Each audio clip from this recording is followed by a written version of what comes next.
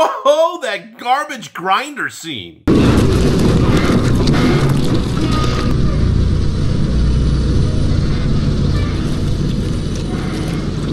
That reminds me of something. Oh.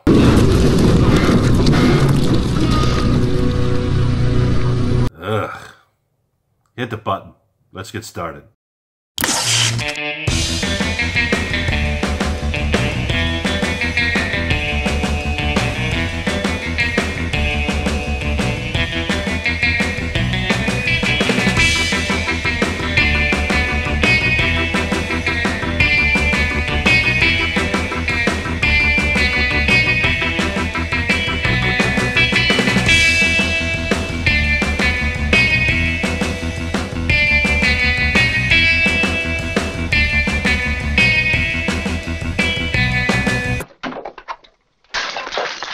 Hey there, hi there, ho there, Andrew here, the horror host of Generations X, Y, and Z inside Davis Manor, and we are talking about The Walking Dead, more about, really, the title that is called The Lost and the Plunderer. Zzz. There's more than one. Anyways, that was the latest episode, the second one, starting on the back half of Season 8. So that would be Episode 10. Now, I had a discussion with the patrons of the channel on the topic of The Walking Dead. Let me go ahead and throw this graphic up here while I'm talking. For those that don't know who the patrons are, well, they are the ones that help me decide on the direction of the channel and where things are going, and they have given me some great feedback so far. Make sure you click the link above to learn more about how you can join the show and help steer this channel and possibly get rewarded with some free merchandise and an awesome journey that we can share together. Now, the question that I asked the patrons on the Patreon page was, should I do a weekly upload on Wednesdays about The Walking Dead? I was dubbing it Walker Wednesdays. And it would be anything from a recap or, just discussion about what had happened in the previous episode, which would have been the Sunday night before, or maybe some fan theories or just the direction of the franchise in itself. And the voting outcome surprised me a little bit. It was kind of all over. Some people thought that they love the idea of Walker Wednesdays, and then some of them said that they would rather see me do something else. Maybe a different vlog or reviewing a different movie. And then some were right there in the middle and said, hey, as long as we get an upload on Wednesday, we're good. So, I'm going to say that this is a trial period, maybe, right now. I wanted to talk about this episode because it has a few things that addressed in this episode that were concerns of mine in the previous Walking Dead videos that I had, mostly the Walking Dead Now Sucks video that I had. And let me pause for self-promotion.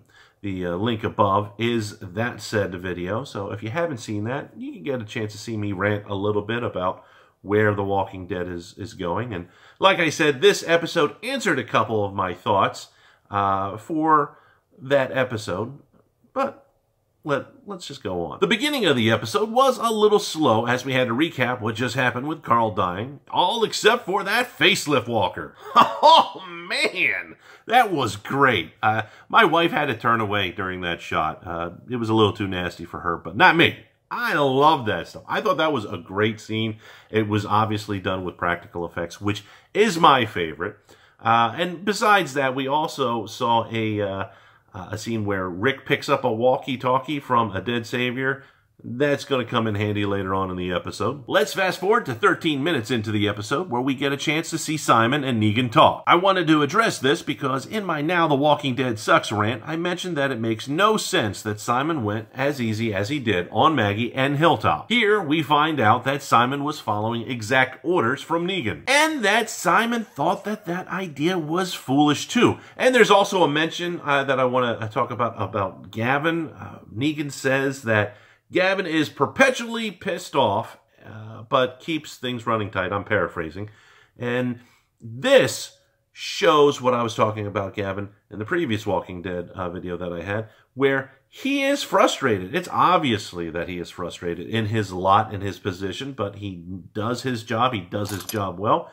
And you get a chance to see Negan's view of that, like his boss's view of that. I love small moments like that that They just sneak in the writing. And I'm going to get back to the writing in just a moment. But let me step back and say that Stephen Ogg did a bang-up job in this episode. It was like he was channeling a little bit of Trevor Phillips, which was the character that he played in GTA 5. And Chris Hardwick, who is the host of The Talking Dead, it's a show after The Walking Dead. If you haven't watched it, I suggest that you watch it. It's cool, little banter. Plus, you get a little bit of information from some of the people that are producers, writers, actors of the show.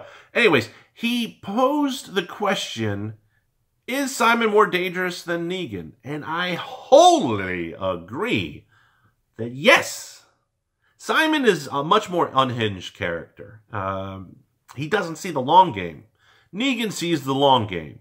And that makes Simon much more dangerous. We also see Maggie's message with the dead savior, and Simon figures out that that was one of the men that comes from his outpost that he oversees, which enrages Simon, and Negan needs to get him to chill out, and that is just a great scene between the actors. And I'm going to go ahead and bypass the whole Oceanside thing because I don't want to waste your time, because it felt like it was a waste of my time. Clearly nothing really happened in there, other than the fact that you find out that Enid, why she's still around, I don't know. But she made it clear that good old Grandma, who is the leader of Oceanside, she wanted Enid to kill her, basically. The way that it went down. It was like she was asking, like she was going to, basically Enid was insinuating that old lady Grandma, I can't remember her name, wanted a war or something. I don't know. It was a boring, pointless scene. Aaron was there, Enid was there, Oceanside was there. I would rather see Aaron raising, I think it's Gracie, the little baby that Rick killed the father and then took the baby from one of the sanctuary spots. I'd like to see that storyline. Him at Oceanside is a waste. So fast forward to about halfway through the episode now, and we come to a turning point in the show that I think is the second biggest moment of the episode. Well, I do think there is one more important spot, but this is all about Simon, Jadis, and the white trash people. And this is good. I've always said that actors do a really good job on this show. And I truly feel that Stephen Ogg as Simon and Pollyanna McIntosh, who plays Jadis, man, I love that name Pollyanna. Anyways, these two had a great chemistry on the screen. And I just think it's so funny. We take two B-level characters that haven't had a whole bunch of screen time, give them a good script, and boom, the actors do a fantastic job. I truly felt that this episode was written really well, and it just felt like a different episode than what we had seen on the mid-season premiere, which was called Honor. So I had to look up, and I'm like, oh, this has to be a different writing team.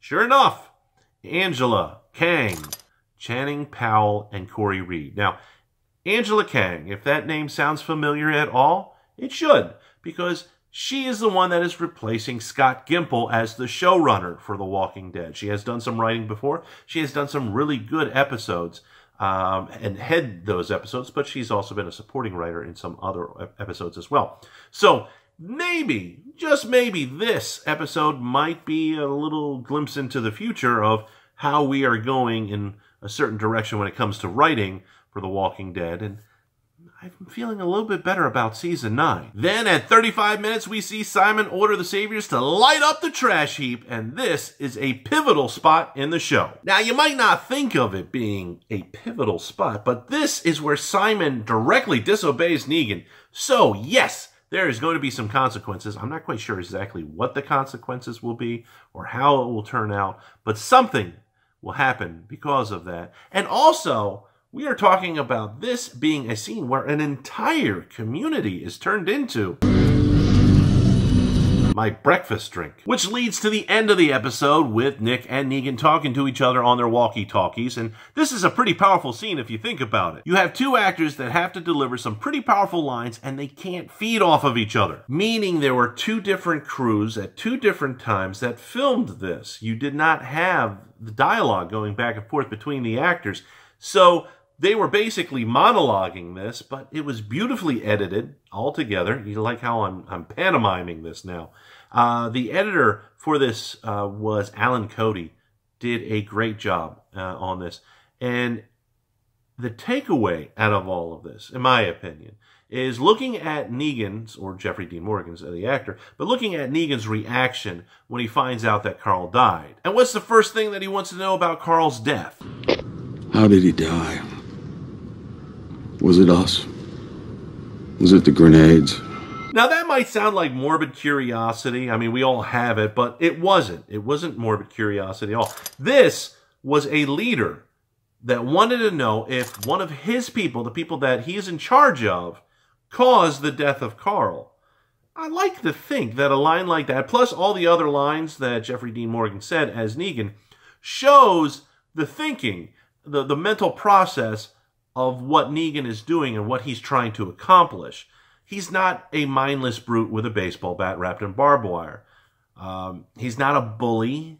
I mean, he does do bully tactics, but he's not just a downright bully that is in charge of a gang. And he's not in the right either, mind you. I'm not a Negan advocate at all. However, he makes some really good points to Rick. Rick started the war. He made some foolish decisions that caused the lives of his friends and family, and on those points, Negan is right. But Negan is not totally in the right, and Rick is not totally in the right. There is a line that can be found between all of the communities, and they have to find a way to meet there, because they have a whole world full of walkers and even more dangerous things ahead of them. Could Carl's letters to Rick and Negan change their view? Is it safe to say that Carl received more respect than Rick did from Negan? And maybe, just maybe, before the next major event hits, Carl's vision will come true. So do you agree with me or disagree with me? Go ahead, leave a comment down below, and remember, like, share, subscribe, plus hit that bell icon so you get notified the moment I upload, and I will see you in the next